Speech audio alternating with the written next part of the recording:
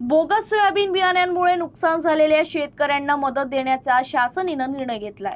मात्र मदतीचं स्वरूप आणि पत्राचे निकष स्पष्ट नसल्यानं शेतकऱ्यांमध्ये संभ्रमाचं वातावरण आहे. शासनाकडून स्पष्ट मार्गदर्शन मिळाल्यानंतरच मदत वितरणाची प्रक्रिया निश्चित होणार असल्याचं कृषी विभागानं सांगितलं आहे. अमरावती जिल्हा कृषी अधिकाऱ्यांनी या संदर्भात शासनाकडे मार्गदर्शन मागितलं असून त्यामुळे मदत वितरणाची प्रक्रिया सध्या रखडण्याची शक्यता निर्माण झाली आहे. अमरावती जिल्ह्यात हजारो शेतकरी बोगस सोयाबीन बियाण्यांमुळे प्रभावित झाले आहेत.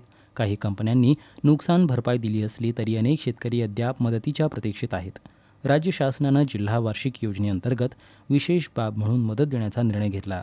मात्र ही मदत बियाण्यांच्या स्वरूपात मिळणार की थेट आर्थिक स्वरूपात याबाबत आदेशात स्पष्ट उल्लेख नाही. तसेच कोणत्या शेतकऱ्यांना मदतीसाठी पात्र ठरवायचे, नुकसानाचे निकष काय असतील, पुनःपेरणी केलेल्या शेतकऱ्यांना मदत मिळणार का आणि संपूर्ण हंगाम बाधित झालेल्या शेतकऱ्यांचे काय, अशा अनेक प्रश्नांवर अद्याप संभ्रम कायम आहे.